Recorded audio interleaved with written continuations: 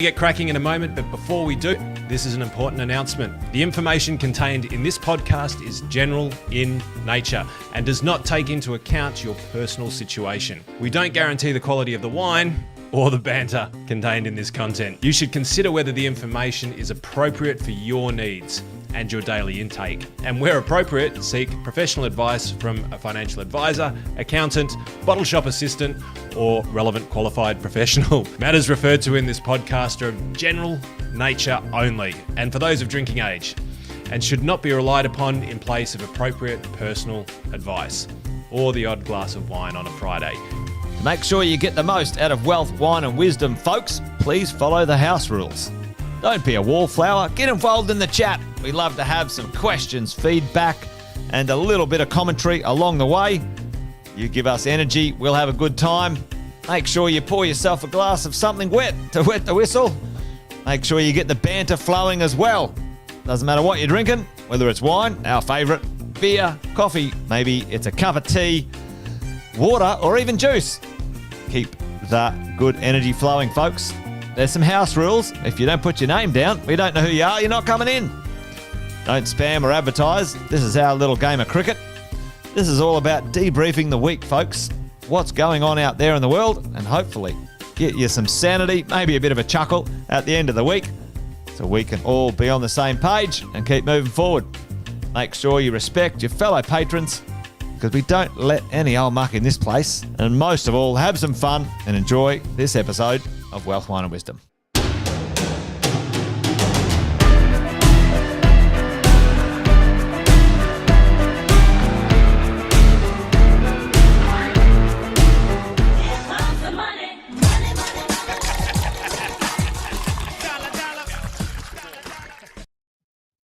Benton. Witten, happy Friday, my friend. First one for the year. Happy Friday to you, mate. Welcome back. Welcome back. Welcome back. We made it back. We tripped into the end of the year. But we made it back, and it's good to be back. We've got a few of you online right now. Give us a shout out in the chat. Good to see a bunch of you. To Neil, thanks for joining us on this Friday afternoon. And one of the regulars, Alison, always here. Great to have you. And a bit of a revamp. We thought we would spesh it up, Fenton, make it look fancy and flash. Well, make up for the other viewing, mate. It takes the attention off our face. That's the way that I look at it. So, mate, what's been happening in your world? I mean, last time we came to everyone would have been, it would have been end of November. So we did it sort of stumble across the line. We meant to get to everyone to wish them a Merry Christmas, but unfortunately we didn't. But geez, there's been a lot going on. There has been a lot going on, and 2023 is certainly off to a bit of a tumultuous start. You know, things are looking pretty interesting. So we're going to dive into that a bit later on, folks. But we've freshened up our segments, Andy. We've freshened up our segments, folks. Instead of doing what's in the news, we're going to do something called Decant the Week. So we'll show you what that looks like in a minute. And along the way, we're going to do something called Perfect Pairing instead of what you should know. There might be a problem. We'll see if we can suggest a solution. And we brought in a new segment, probably going to be one of our favourites, I think, called the Number One Menace.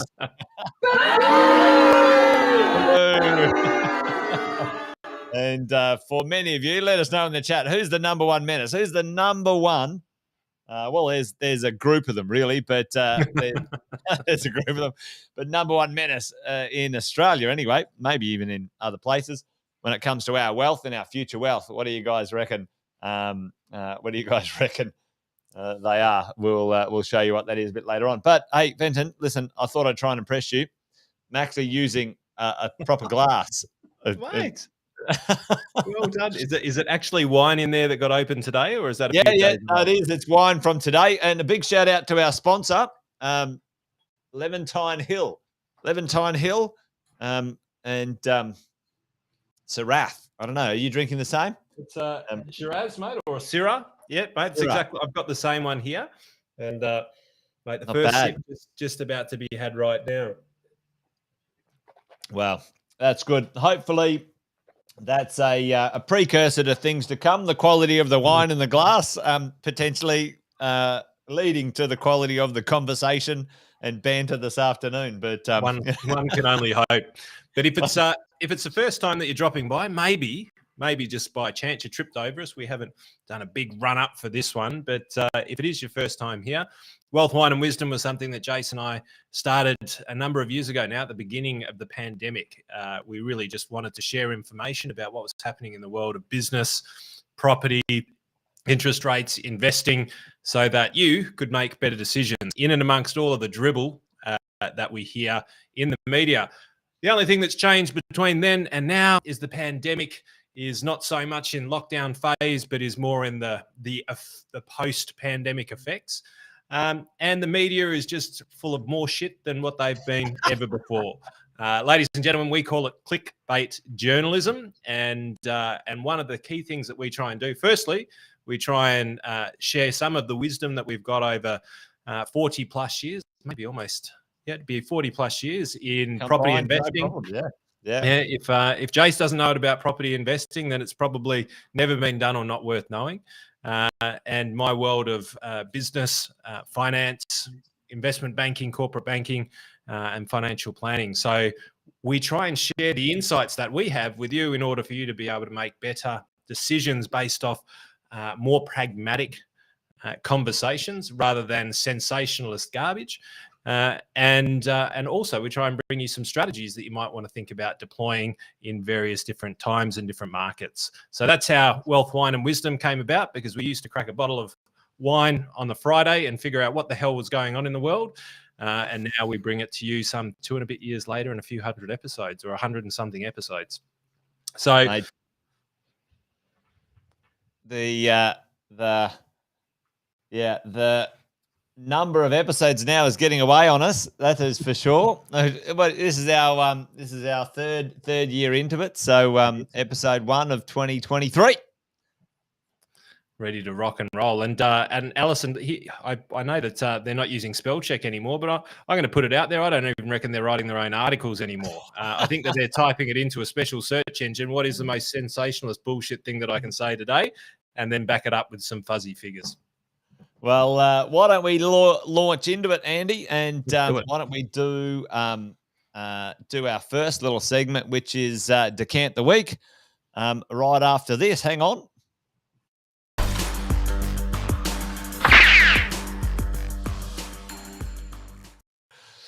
Right, what do we got in the news, Andy? I know there's been a lot going on and we're kind of catching up, probably 2.5 months, but I'll throw over to you. What do you got on the radar that people should know about what's been happening out there in the world of, that sensationalist media, or something to keep an eye on? What's decanting this week? Well, mate, they're putting a bit of wine into the glass this week. I've been seeing it everywhere. I'm sure everybody's aware of it. It almost would win the number one menace, depending on which side of the fence that you're on. But OpenAI ChatGPT is here to take all of the white-collar jobs away. Jace, just the same way that robots 10 years ago were going to take care of all of the blue-collar workers and they were all going to be out of work. Well, now it's OpenAI ChatGPT. What is it? Well, effectively, for those of you who don't know, must have been living under a rock, or maybe you're living in the right place where you're not listening to the media every morning. But OpenAI GPT is effectively an AI technology, quite incredible. It's a chat. It basically scours the internet, uses artificial intelligence, and you can type questions into it. You can ask it to write a book for you. And this has gained a huge amount of attention in the media at the moment because kids are using it to write exams, Jace. They're using it to write projects. They're using it for their exams when they're sitting inside halls. I think they should get an A for being resourceful. That's me personally. Me too. You and I both know that the real world is about cheating. It's about finding out who knows what and getting the answer off them. Like it's not. But anyway, what does this mean to us as investors, Andy? Well, it's interesting from an investing perspective because they're not a listed company. They're actually a private company. if you want to get exposure to OpenAI, and there's a lot of interesting stuff, I've got some major tech stuff here today, but if you want to get exposure to it, you might want to look towards Microsoft, because Microsoft I think they haven't published the full amount, but I think somewhere in the vicinity of $10 billion, that's with a B. B for $1 billion. Or as Microsoft say, 10 bugger all amounts of money that we'll just throw into it. But they're a major component, or a major investor. And work smarter, not harder, 100%, Alison. And it's man with machine. In my view, it's man with machine for the next couple of decades at least. But here's something that you might like, Jace. I actually went in there because I've got it, and we're figuring out how to use it in our business. But I typed into it. I said, why should people watch Wealth, Wine and Wisdom? And in less than 10 seconds, it wrote back, people should watch Wealth, Wine and Wisdom if they are interested in learning about personal finance, investing and financial planning, while also gaining insight into the world of wine and lifestyles of successful individuals. The show aims to educate and entertain its audience, providing practical tips and advice on managing wealth, while also showcasing the finer things in life. By bringing together experts in finance and wine, the show offers a unique and engaging perspective on wealth building and lifestyle choices. I'm going to say, Jace, but I'm wondering if it was trying to cater for the user, because you don't really feature in this one, do you? No. So where's the world of property? And well, mate, I think it was referring to me with the finer things of life, to be honest. And Mate, I think you're dead right. But one of the things which will be interesting is if you put the same thing into yours and you get a response that's tilted towards property investing, I think it'd be hilarious. Maybe it's tilted for the reader. Who knows? But mate, pretty impressive. But it's still not there because it didn't quite get it right. But didn't quite nail it. In the media, though, as they always do, they sensationalize it, and it's gaining a lot of traction, a lot of media attention. And they've said, is this going to eat search? Is this going to destroy search? Of course, they're going to say that. Why? Because it's a headline. But ultimately, it's something to watch. If you're interested in investing, I highly recommend getting on board, having a look at it, because man with machine, or person with machine, is definitely the way of the future. As Alison said, work smarter, not harder. But leading on from that, mate, just a little bit of what's in the news. Decanting the week. The FANG stocks, everyone said tech was dead, right? The FANG stocks being Facebook, which is now Meta, Apple, that went up Amazon, 25% or something. There was Facebook. Look at that. It's a roller coaster. It's absolutely flying at the moment. But this is something which I thought was interesting, and the stock futures fell. Futures are when the market closes, there's an overnight exchange, which includes all of the the trading after hours, if you will. And so this is a really interesting thing, Jace, because all of a sudden, it used to be last year or 2 years ago, tech companies, if they just said that they were going to do something, they went forward at 1,000,000 miles an hour. But have a look at this. This is the one-day returns, and you can see the grey, which is after hours. And from left to right, top to bottom, we've got Netflix left. We've got Apple in the middle. We've got Amazon to the right. And then the bottom left, we've got Alphabet, which is Google, and Facebook, which is Meta. So a couple of things that you'll notice about this, they all reported earnings. Their quarterly earnings, they all just reported them. And what you can see is the companies that actually have good, solid income streams that have been going on, like Microsoft subscription models, Meta platform model, probably a little bit less so Meta, Netflix as a model, they're really valuing ongoing income streams. Ongoing income streams. Market likes certainty in times of uncertainty, right? 100%. But usually in the tech world, it's all about growth and headlines. But now they're getting bandied around as value stocks because they've got incredible cash flows in there. So we're seeing that now tech companies are actually getting a share price that is reflected on their performance on revenue. Who would have thought? The world's ending. Who would have thought that?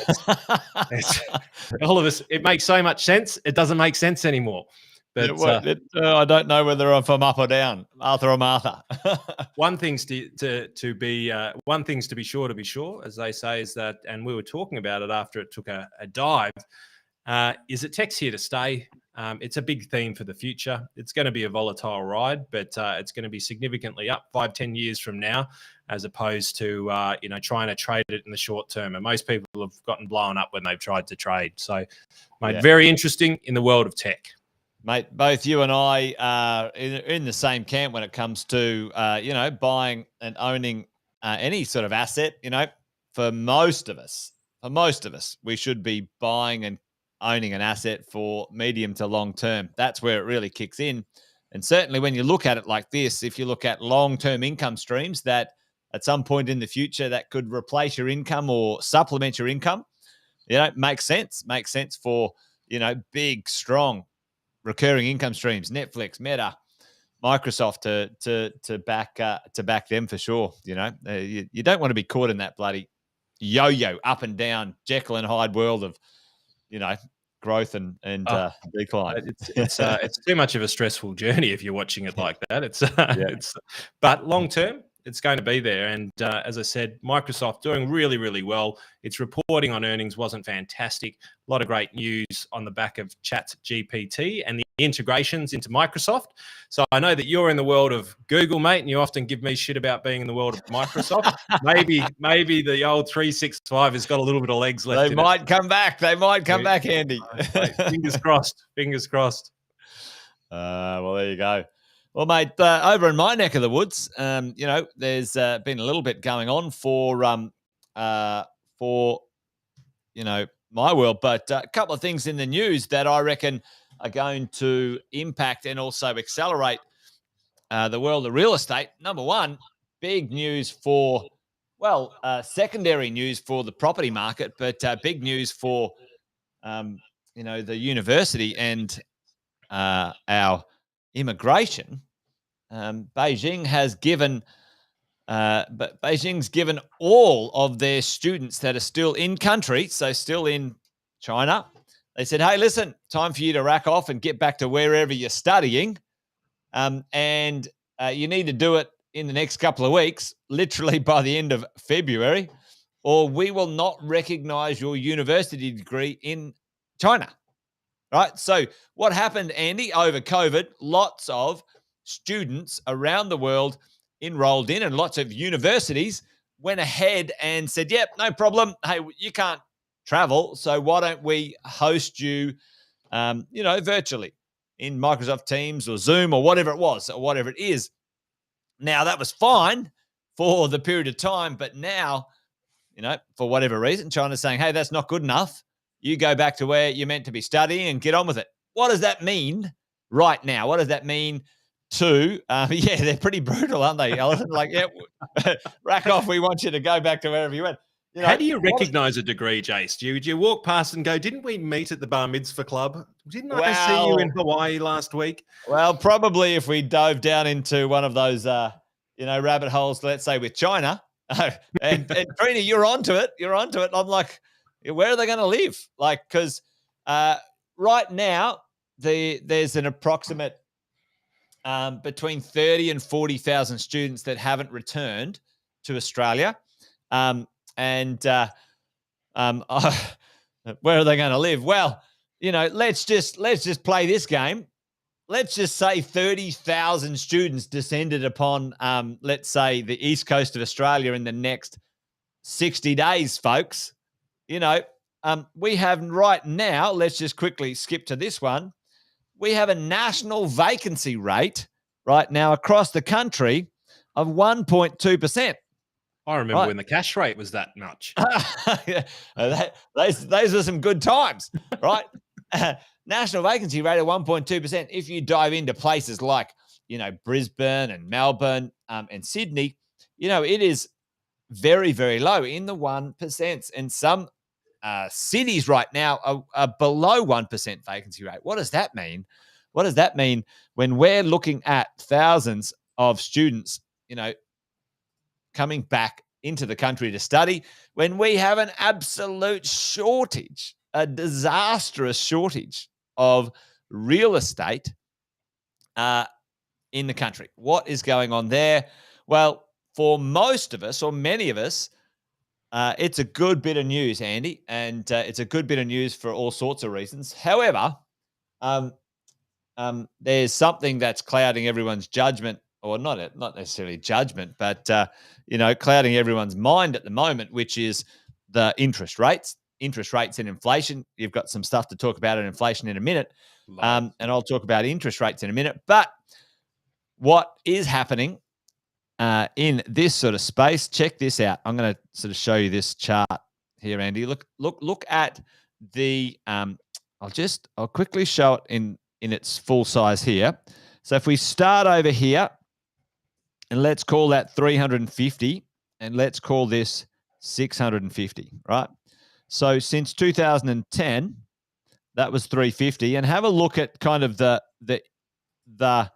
growth of rent for literally a decade. Was literally nothing. And you know why? Put it in the chat, folks. Why did our rents not grow for a decade since about 2010, 2011? Andy's probably already got the answer. Why didn't they grow, Andy? What happened? We just while everyone's, because whack your answer in the chat. But I thought I would work smarter, not harder, Jace. And just while you were yapping away, I thought I'd ask Chat GPT. Chat GPT. And so I said, let's see if I can. Can we see that there? Hang on. Let me whack it up there, Andy. What have we got? Have I got it here? Hang on. I'm trying to share it. It's not letting me share for some reason. Oh, there it is. Hey, I've got it. I've got that on the screen. Let me give it one more crack. I'll see if I can find the right folder for it. It's quite incredible, this platform. Well, we've got a few answers in the chat, but yeah, interest rates at all-time low. Over that decade, they were low and falling for that period of time. For all of us, that was some interesting stuff. All right, tell me.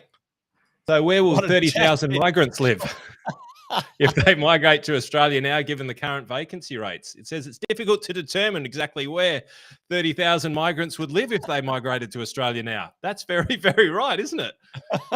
Based solely on the current vacancy rate. Several factors, including individual preferences, job opportunities, and availability of housing, can impact where people choose to reside. So they're saying, Chat GPT is saying that they're going to come to Sydney, Melbourne, Brisbane, and Perth. And they're going to populate those areas. Jace, back over to you. There you go. Maybe Tasmania. I don't know if there's much room down in Tassie. Well, Tasmania's got one of the lowest vacancy rates in the country. Folks, because it's sub 1%, and really because Tasmania doesn't build anything. So, but anyway, there you go. There's no construction going on as we go, but hopefully they fit somewhere. But listen, right now, or since kind of mid 2020, Andy, like the progress of rent has literally gone up $200 plus in 2.5 years. The average rent around Australia has literally increased $200 plus. Now, I've been saying this for well over 12, 18 months. You've heard me rabbit on about it. But here it is. It's showing up in the stats, and it's not finished yet. Now, I did a little conversation about this. Andy, the other day on one of my Wealth Coffee chats, and there's two reasons why it's not finished yet. Number one, the impact of the interest rates increasing has not filtered through to everyone in the property marketplace. Okay. So, a lot of people had fixed interest rates. That hasn't filtered through yet. The speed at which the interest rates had increased was quite fast. So, and Jace, not everyone is informed. That's the other thing. True. If they're listening to this, they're raising their rental. But I still run across people from time to time now and looking at the rental yields, and I'm thinking, why are you at 2%? They haven't put their rents up. It's crazy. And I can put my rent up. And here's the thing, you'll love this. They go, I read somewhere that we're not allowed to put our rent up. And I'm like, well, I read somewhere. I think you might have a green mongrel somewhere around there that's trying to tout that stuff. But well, that's it. every state in Australia, and that's the other reason, Andy. Other than Queensland, which is 6 months, every state in Australia only allows you to put your rent up every 12 months, right? That's part of the legislation. So, it's been only 6 months. It's been only 6 months where the interest rates are impacting our lifestyle, really. For property investors, we have, let's say, 12-month leases. It hasn't even passed through yet. The impact of the cost going through, the cost of interest is still, I'm saying it's still got a year to 2 years minimum. And now you put in the lowest supply we've ever seen in Australian history when it comes to construction. And now we've got weird booms like, 30,000 students got to come back to Australia in 2 months and they got to live somewhere. That it's still going to happen. Now, capital growth is going to be restricted by the cost of money for the short term, but your rent is fast, very fast catching up, and I think will accelerate out past the cost of interest in the short term. So that is what is on the decant of the week for me, for the world of property. And I might throw this one back to you, and maybe you can take over from here, Andy. Maybe do a little bit of a next section. The other thing that I just saw in the newspaper was 1.7 million. You and I talk about making sure we're tax efficient in our world. Uncle Kerry said you shouldn't pay any more tax than you're legally obliged to because no one's doing very good with it. So this is always interesting, increasing the cap from 1.7 to 1.9. I like that idea, but maybe on the other side of it, there could be a give with one end and take with the other. What do you think about that? Oh, you're muted, Andy. Unmute yourself. Most people in my family would have loved that if that was just normal. Mate, it's a lot more simple, I reckon, than what most people would think. And it's amazing to see the reporters getting it wrong, but the politicians really using something that was going to happen anyway to their advantage. Yeah. So yeah. what's happened? So the 1.7 million cap was linked to well, not linked to inflation, but it was to go up with based on a mixture of inflation and wages, right? Now, it's been in place for about 3 years, maybe 4. I can't remember the exact year that it came in. So we've had fairly aggressive inflation over the last few years. So you take 1.7 million, you times that by the inflation rate of the last 3 years, you're actually over 1.9. So good way for the politicians to go, look what we're doing. We're doing an amazing amount of good, which is actually what the Liberals did. To be fair, it's what the Liberals did, but they just said, "Oh well, okay, we'll claim that one. We'll put that one in our skyrocket and run with it." So, mate, it's as simple as that, Jazz. Because ultimately, if they don't keep lifting that cap, the 1.7 won't be enough. And for most people go 1.7. That's a lot of money. But let's put it into context of average returns. And you and I talk about this a lot, Jace, with each other, with our clients. It's part of a lot of strategies we put together. But 5% is a reasonable kind of investment return in our world, with a mixture of growth and income. Yep. And if you put 1.7 as an amount on that, that's about $85,000 worth of income. Yep. Right? It'll keep you off the streets, but it's not amazing, is it? No. A couple of beers, a few Skittles, but it's not going to buy you boats or send you to Ibiza every month or anything like that. So ultimately, if they want to be able to have Australians paying for their full retirement, then they need to keep raising that so that we've got the tax-free funds to live. But long and short, Jace, wasn't their plan, wasn't their idea, but they're claiming it anyway. Well, isn't that classic politicians, hey, right there? I love it. Well, folks, there's a little bit of decant the week when it comes to maybe, what's out there in the news and what's going on. But why don't we see if we can't move to our next little section, which is maybe perfect pairing, Andy. I don't know if we got perfect pairing. Let's see. Let's not say we did. I like that. Alison. Why don't we see if we can't do something with a perfect pairing after this, which is really solution to a problem people might have, or maybe things you should know. But anyway, we'll get used to the new segments. Back in a second.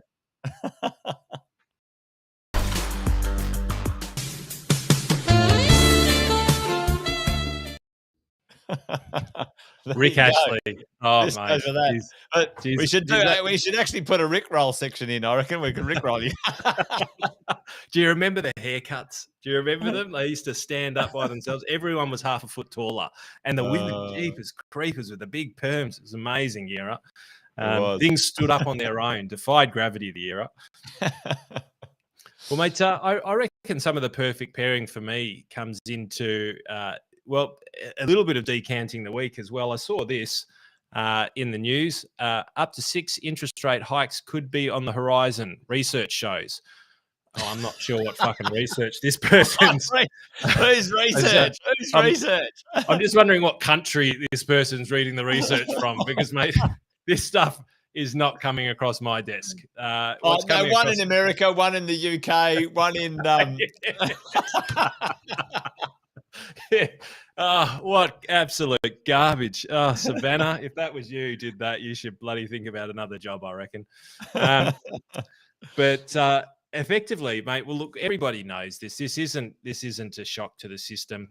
CPI on the rise. CPI looks backwards, right? Consumer price index. That's what it is. It's the things becoming more expensive over time. And as you can see, that black line there, or the dark blue lines, the annual change, and this is to December. That's the most up-to-date information that we have. So we won't show that one, Alison. We'll keep that one under wraps. I did actually think about asking it about myself, but I was too scared what it might find. So a couple of things to note as we look through here. These are actually reasonable signs, as we can see, a number of months where it's either stabilized or it's lower than where it's been before. Yep. But this is a backward-looking number up here, so it looks like it's going to the ceiling. Having a look at the areas of where it's hitting most, right? If we just squeeze that a little bit,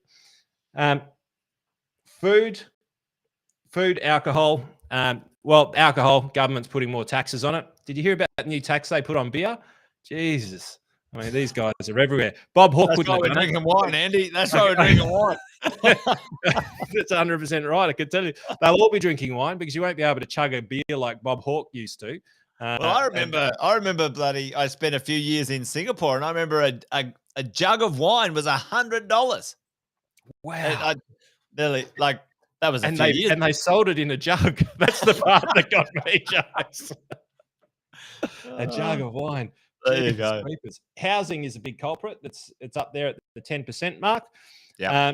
But obviously, we've got some major ones in here, which are which are energy, food, and then obviously housing is a bit of something that's along for the ride, which is a natural part of economic cycles based on where we are.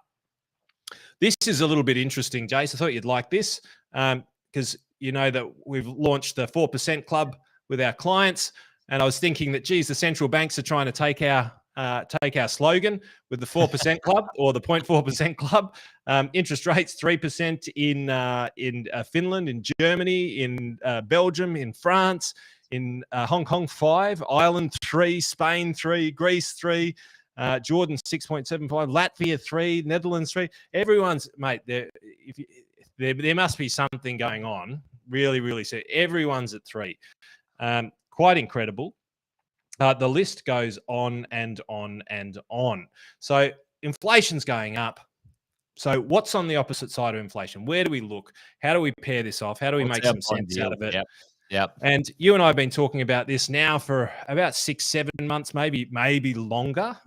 We've been talking about the 10-year bond yields, which gives us an idea of where we believe that the cash rate's actually heading over time. And you can see that it sort of peaked up in and around that 4% mark, and the cash rate being the Reserve Bank cash rate, which is coming on Tuesday, Jace, one of the 6 rate rises that's apparently coming. It will rise when they meet on Tuesday. It's going to go up, but this is where the market dictates and where the market believes that interest rates are going to go.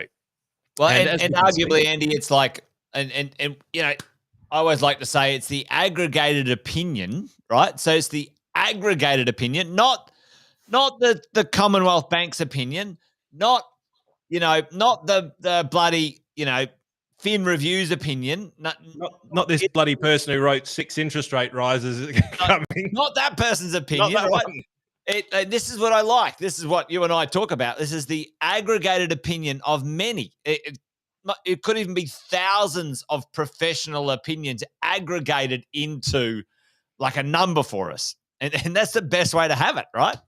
Yeah, it's an informed consensus and of major market drivers as well. Yep. We're talking about the big dogs right the way through to the small dogs and every animal in between. So cats, dogs, and monkeys. So and look, we picked it. If you go back, you listened to Wealth, Wine and Wisdom last year, we were picking that 4% and around there. We said that we reckon that the cash rate will probably overshoot a little bit and then it'll probably come back over time. Yep. This has been a theme that is coming true. We've got the states over to the right-hand side. So what and the states are on a different journey. And I'm going to get to my point in a minute, Jace. Jeff, hey, mate. They're great producers.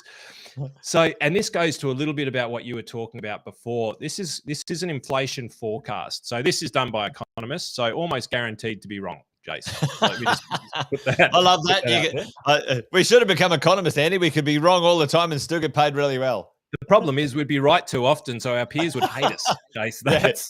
We'd get fired. You would be the number one menace. They'd be like, we can't have this Witten getting up there anymore. He's right too often. He's making the whole profession look bad. So if we have a look at this, so this is quarter by quarter. So we've got 2022, 2023 starting here. So the inflation expectations are already, they're forecasting them to actually come down over coming periods of time. Now, some of that is we probably underestimated the ongoing effects that COVID was going to have. Yeah. Right. We underestimated perhaps the time. We underestimated how long it was going to take to happen as well, which meant that the market ran considerably hot for an extraordinary amount of time when we thought it should have come off significantly. Yeah. But given the fact that this is likely to be incorrect data because it was done by economists, it's probably going to be somewhere true, right? And my prediction is that we just kick it to the right-hand side a little bit further because I think that we will overshoot from a cash rate perspective, I think. But these signs of inflation, and as we spoke about it, there will be transitory inflation. And that transitory inflation, we're already seeing it at the fuel pumps. There's been a restabilization of them. They're still higher than they were 12, 24 months ago, but they've come down from the $2 a litre that we've seen. We have got higher energy prices in general, but they will probably kick in through winter, but then they will likely stabilize afterwards. Well, we're seeing in our world, Andy, like that, you talked about housing and construction, like we're seeing for the first time in 1.5 years, builders are giving fixed price building contracts again. So there, and it's about 15%. Adjustment down from the highs, certainly not back to where it was, in 2020.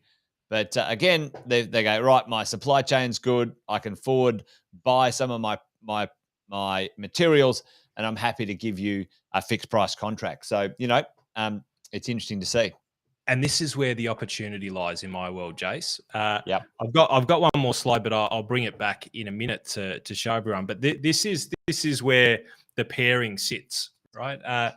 is we see, yes, interest rates going up. We've got short-term rises in interest rates, maybe medium-term hold. Longer-term decline in interest rate is more than likely right across the globe. And this is almost unanimous across everybody, across most economists, which means that they will be wrong, but they will be, somewhere in the ballpark. They'll be too late, too early. It is difficult to predict. So it gives us the capacity to kind of go, well, so a couple of things. The perfect pair is not to worry too much in the short term. Don't be the good time Charlie and get out too early, because if you do, you might just shoot yourself in the foot. Well, that's good advice, really. At the end of the day, most of these problems are short-term problems. And if you're structured well enough, short-term's not an issue, right? Yep. It's just that in today's world, the transaction and the time frame that the information and transactions take, we see things normalize faster, but they swing out of proportion much larger than what they used to. So more volatility, shorter periods of time for price corrections to normalize. But it can be a bit of a volatile journey if you're looking at it week to week. So understand that the medium-term outlook is quite stable from an interest rate perspective. Start to budget, and this is what you hear people talking about ad nauseum in the mornings, but they use all sorts of esoteric garbage to put around it. That price increase is there. It'll probably stabilize over a period of time. That's for companies, that's for renters, that's for all of us. Yep. Let's play as if we're already there, which means that we get a bit of gas in the tank and we prepare ourselves for that next 2, 3, 4 years. And maybe even let's, prepare a little bit more aggressively and see whether we can build up some buffers and start getting in, because typically the stock market will start to climb as interest rates drop into the future. But even when they stabilize, markets will likely start to run, depending on the economy, but will likely start to run when they know what the cost of money looks like, and it becomes more stable over time.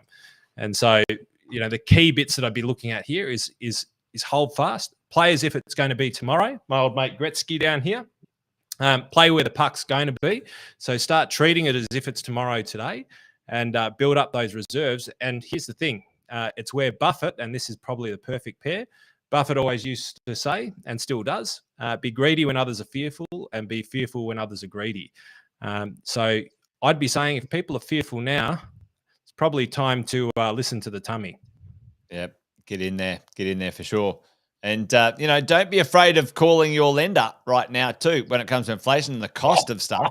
Yeah. James, all I did was ask for a security mix on one of my clients the other day, and they chopped 0.75 off the interest rate just because I sent them an email. Yep. Mate, right now, folks, if there's any takeaway from today's Wealth, Wine and Wisdom, call them, give them a hard time right now. Give them a hard time right now, because they know, and they've actually got – this is the thing, and we'll talk about number one menace in a second, but, institutions, they bought their money cheaply, like a long time ago, and they're just taking the piss. Like, let's be frank. Like, that really annoys me, that sort of stuff. But get into them, folks. Give them a call and say, hey, I'm leaving if you don't bloody drop the rate, and they'll give you they'll shave some off because they've got plenty of margin to do so. So, let's have a look at the bank returns in March when they all start reporting again, and we'll give you the real juice on where the record, Fenton. Mate, new records. Let's predict, Fenton. Record profits. I reckon they could be up there. Could be up there. Yeah. But I have a question for you, Jace, because almost across the globe, and I'm going to show you a chart in a moment. There's two questions. Where the hell were you on this one? And what country had the most significant property price increases out of all countries across the world? Are you talking true dollar increase, or are you talking percentage? Oh, I'm talking percentage increase. Oh, gee, it have to be somewhere coming from a low base, or like it'd have to be a low base country. Oh, geez. I don't know, Brazil or something like that. Like, I don't know. It's not too bad a guess. and probably the right rationale. But the important part about this is that almost everything is positive, right? We have got everyone from Saudi Arabia, Brazil, Italy, Finland, Greece, Switzerland, Australia in the red. We've got the Eurozone, and Australia is only a tiny little smidgen on here, mate, in comparison to the big runner on the right-hand side. Your United States is up there. Bloody Turkey, mate. Where the hell were you on Turkey? To quote Lara Bingle, where the bloody hell are you? Hey, you should have been investing in property over in Turkey. Old Turkey. Oh my Lord. Well, there you go. Well, those sorts of things, incomes, cost of money, and a low cost base of real estate, they can accelerate when you can get that right. Many years ago, back in my day, when I first started investing, you could buy a property, you could buy a house in country Australia for $20,000 to $30,000. And 20 years later, those same houses are 5, 6, 700,000. Coming from a low base. And the speed of knowledge too, Andy, like speed of information. Well, mate, so do we have the turkey fund for next year? Well, listen, I think we might need to go and find out what happened in Turkey, and we'll find out what economically accelerated that. I do wonder if that was accelerated by some sort of finance engineering, because that's part of my little perfect pairing conversation for this bit, folks, where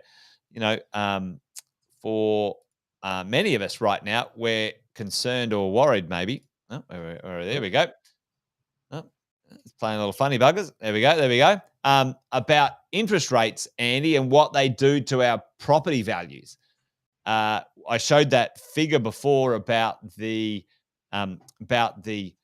rents going, flatline for a long time, low rents, because there was very little to negative pressure on the cost of owning real estate.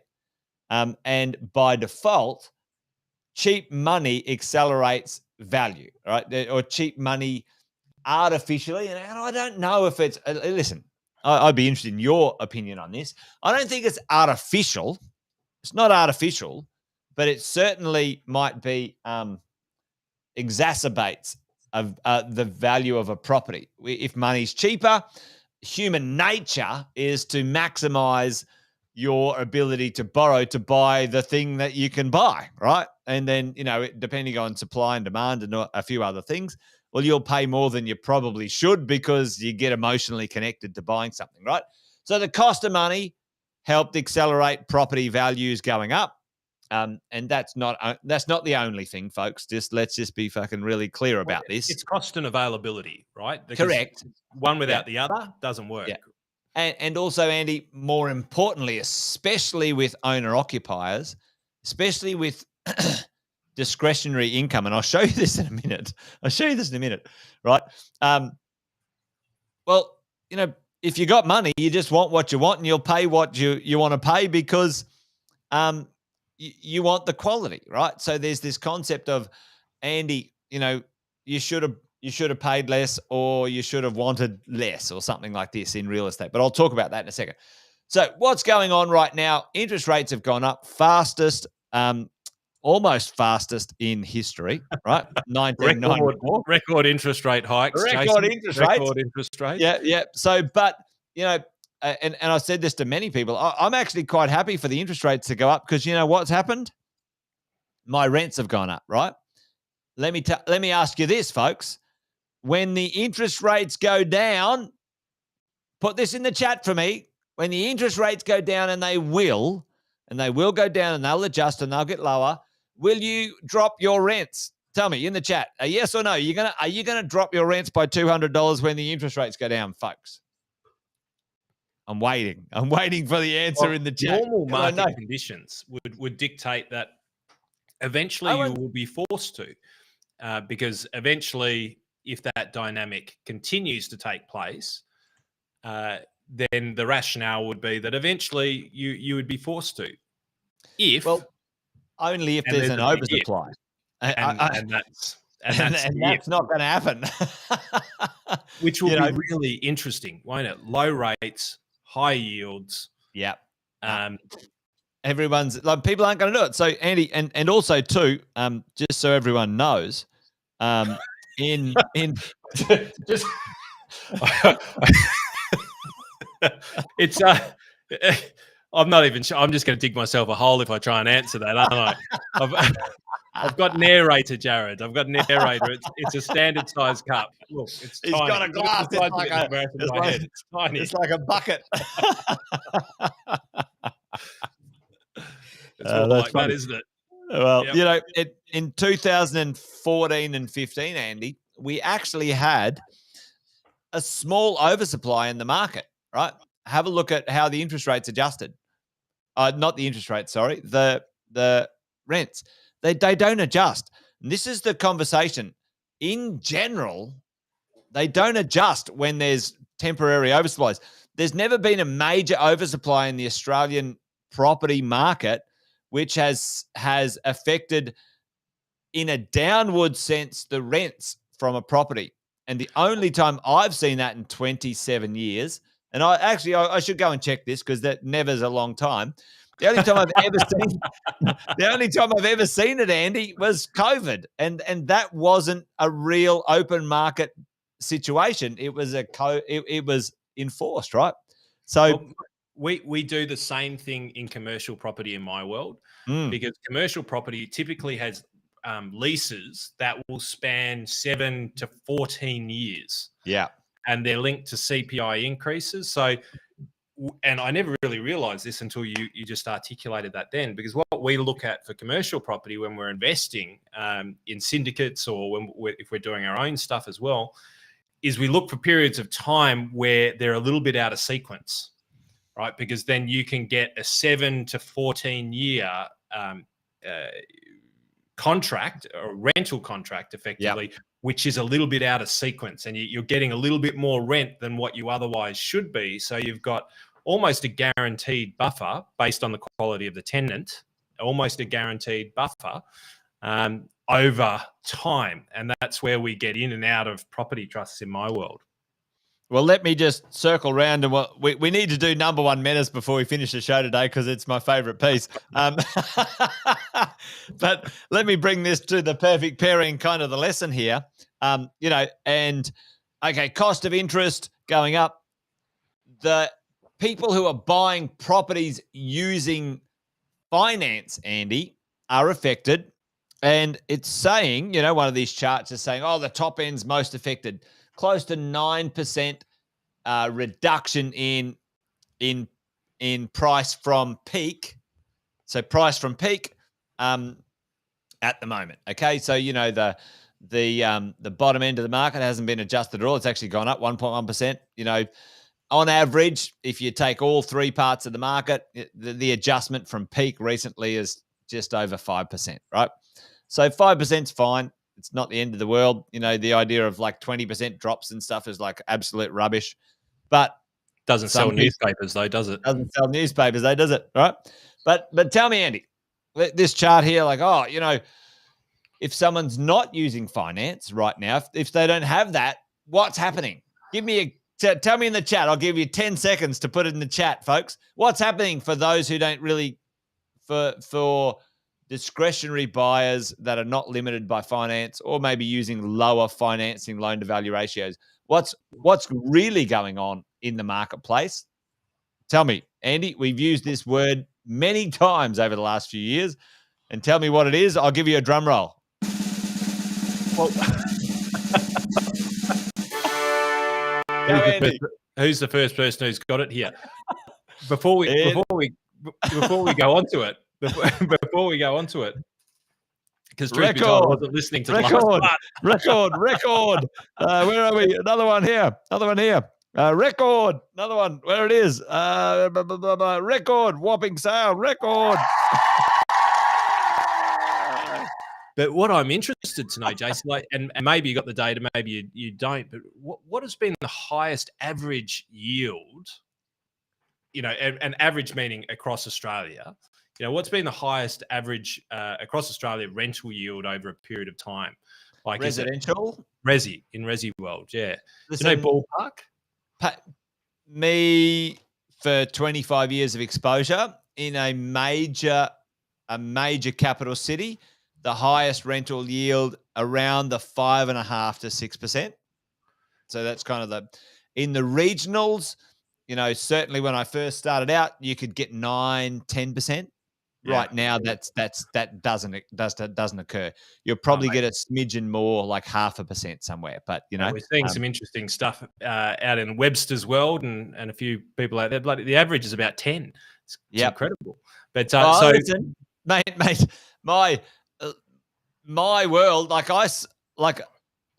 was a buyer's agent on literally 95% of Kalgoorlie. Back in the day, we owned, we bought stuff everywhere in Kalgoorlie and Boulder and, Port Hedland and Karratha, in the mining days. Man, that was an interesting time. If only you never sold.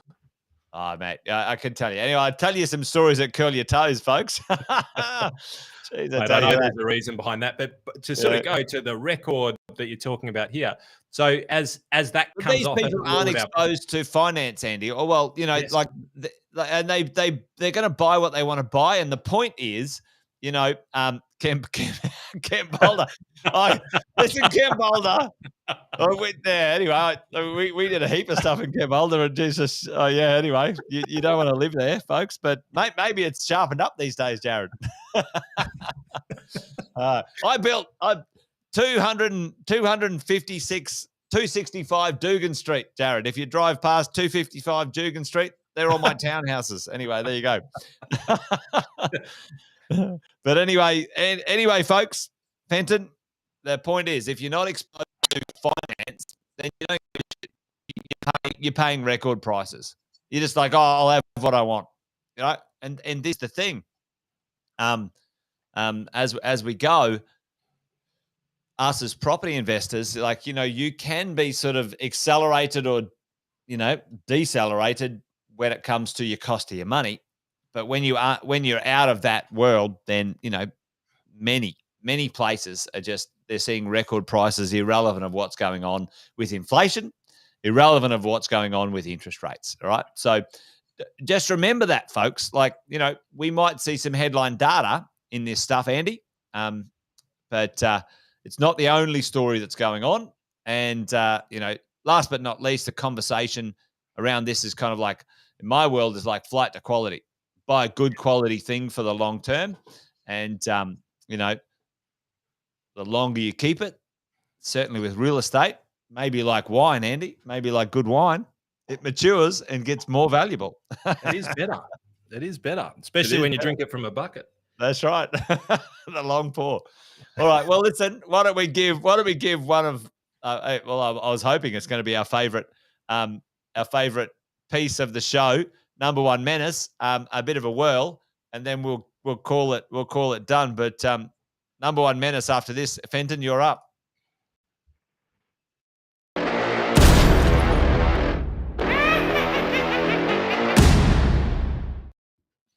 What do you got? Mate, the number one menace on my side of the highway in my world is the International Monetary Fund. I'm going for the big dog, the IMF.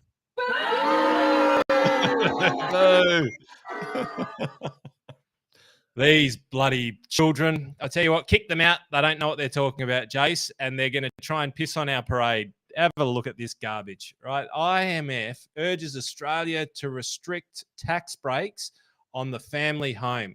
You should read some of this stuff that these Muppets produce. It's unbelievable. They should be called the IMC, the International Monetary Cartel. Bloody hell. How to make politicians and bureaucrats richer. Here's a suggestion to the IMF. How's about we just get rid of 50% of the politicians? Amazing. If we get rid of 50, imagine how much we'll save.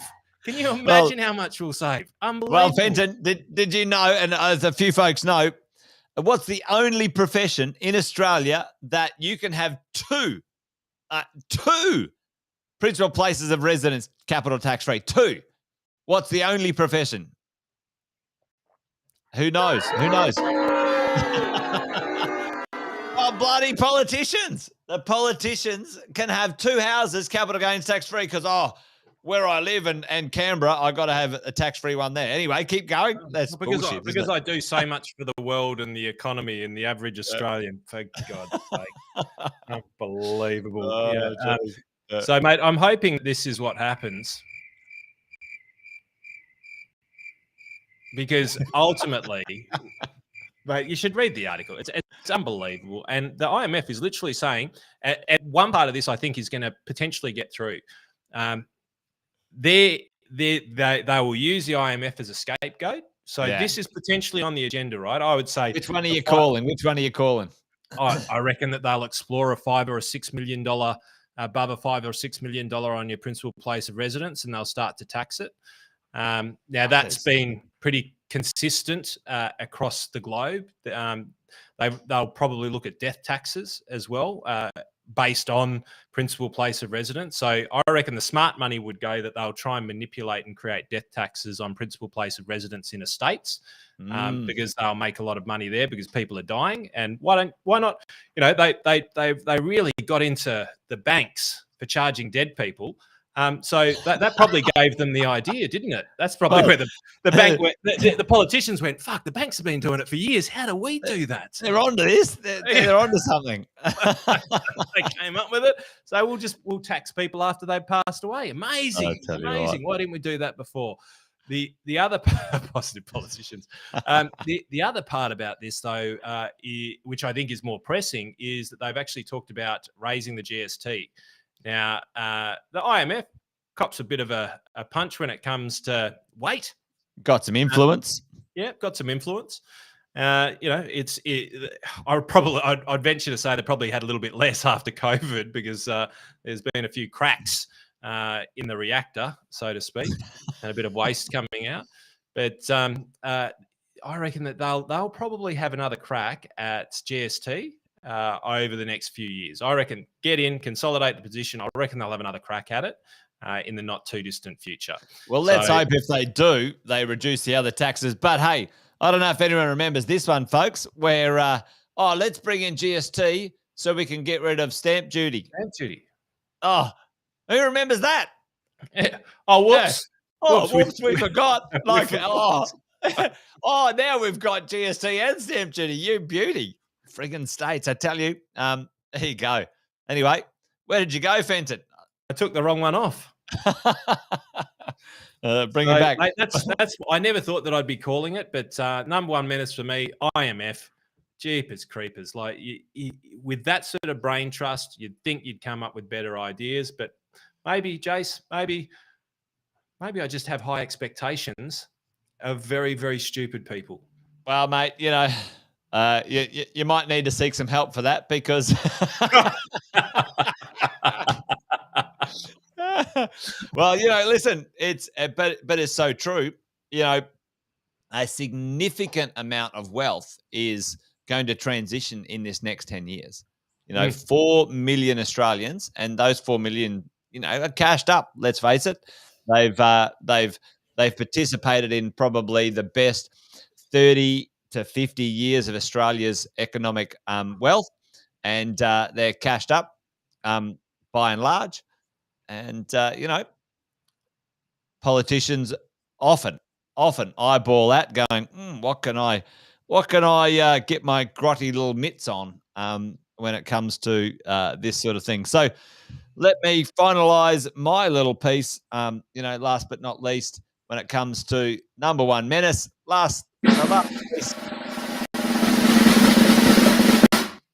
Bulge. Now, if you're an investor just trundling along and you go, you know what, you know, not my cup of tea, not my values, but if you're an investor and go, I invested in casinos because they've got great cash flow, they got good value. Like the government just goes, hey, listen, we don't like you anymore. We're just going to change the rules. 30%. Like that is ludicrous. You know, people complain about the market, Andy. Oh, you know, the market, this, market, that, you know, whatever. Politicians changed their mind because they didn't like something in New South Wales and boom, 30% value off of a business. And if you're an investor in that, you just dusted a huge amount of money, right? One would assert that maybe a certain brown paper bag didn't hit a certain post office box somewhere in the world. Yeah. Well, not my cup of tea, not what I would invest in. However, it just proves the point that you've got to understand, folks, that out there, there's menaces when it comes to your money and wealth.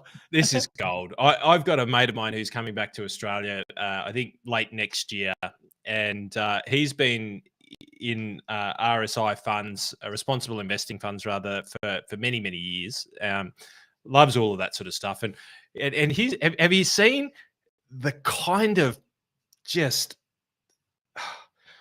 it's like, do you remember when you were young and you went for the person of the other sex, right, who was wildly out of your league, and you went up to chat with them and you made a complete buffoon out of yourself? Like, everyone's got one of those moments, just about everyone, unless you're like a Kardashian or something.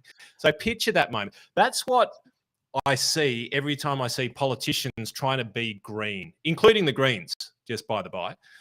They seem to know nothing about it, but dealing with mining, dealing with gambling, dealing with, these big other enterprises. And I'm not going to say mining's bad or gambling's bad, but they're quite used to playing with these industries that might, have a little bit of money to flow into different areas of campaigns and things like that. The cynical side of me might say. So they're great. They're great at playing that game. But now the world is kind of going, oh, well, let's go green and let's go responsible. And the politicians are going, hang on. We don't. Why are they? Well, firstly, why are they doing that? We don't understand why they're doing it. How do we get the brown paper bags out of this industry? And they're flailing, and they're also attacking many, many sectors. So they're actually turning on some of their biggest contributors from the past. I won't say drugs, alcohol, nicotine. They've legal drugs, medical. Legal drugs. They've turned on all of them, apart from Big Pharma. They'll never take on Big Pharma. They'd never live past it. Can you imagine it? All of a sudden, they wouldn't have their blue pills. That would be the end. So I can't stand it. I see this stuff and I'm like, everyone's allowed to have different perspectives, but the way that they dust companies, that I'll basically go down to it. I reckon the number one erosion of people's wealth over the years, if you had to say that there was number one, it would be politicians. Hands down, number one eroder of individual wealth, politicians. Self-interested politicians looking after them getting back in power or getting, some popular vote, abso-bloody-lutely. So, if there's something that you can take away, folks, politicians and the institutions that they let get away with shit, and that was my last but not least number one menace, super institutions that manage your wealth, second only to a person's home in Australia, your super. Number one, it's your second average Australian's wealth. And again, left alone, given absolute carte blanche. How's this shit? They can charge you fees, lose you money, and you can do nothing about it, right? And then they go, oh yeah, listen, sorry, but we're not sorry. We're on our yacht and our helicopter in the, in the bloody Seychelles or the Maldives or the Greek islands, right? That's bullshit. Anyway, there you go. Number one menace, politicians. Number 1A menace, any institution that the politicians let get away with shit. Well, it seems like we've started the year the same way that we finished it, Jace, like really getting stuck in it. But Get into it. Well, there you go, folks. Anyway, we might call it done and dusted, Fenton. Just before we do, mate, you might do you remember a bloke, Jeff Kennett? Yeah, I do remember Jeffy. Down in Victoria. You guys have had some classics down there. Yeah, but Jeff was a patron. I'll call him a patron saint. I don't even know what that means, but he was a good politician. Did a lot of good for the country, whether you like him or hate him. Like there's certain politicians over periods of time that have actually moved the state forward, and we're talking about the Australian Open. We're talking about the Grand Prix. We're talking. Well, you guys went after sport like there's no tomorrow, eh? You know. And this wasn't done by the Muppets of today. No. Not the little dicky knees, which are heads on sticks, which stand for very little. But people actually made major change. And it's almost, that old adage, Jace, where they say that the first generation come out there and they make it. The second one build it into an empire, and the third just destroy it by gambling it and swallow it and just swashing it away. Yeah, it almost feels like that's the period of time that we're in. And what I saw an interview with Jeff Kennett. Number one regret throughout COVID. Number one regret is that he didn't put his hand up to run again in politics for the Liberals here and take the seat. Really? Because, yeah. And mate, outrageous. I would love, and I'm not going Liberal or Labor here. I'd love to see an old hat who's actually got some runs on the board, who has done good, who now has nothing to prove, nothing to gain, to come back into the world of politics and actually try and tidy stuff up and have a crack at making things great again, or at least a little bit better than shit. It's a low bar. So, Jeff, if you're listening, you're probably not. But mate, my salute goes out to you this week. That was I would love to have seen you back in that chair. For somebody who's got nothing to lose to make the country a better place, mate, I'll look forward to that day. Look forward to that. I like this one. It's one I always had a bit of a chuckle at. But, Johnny, miss me yet?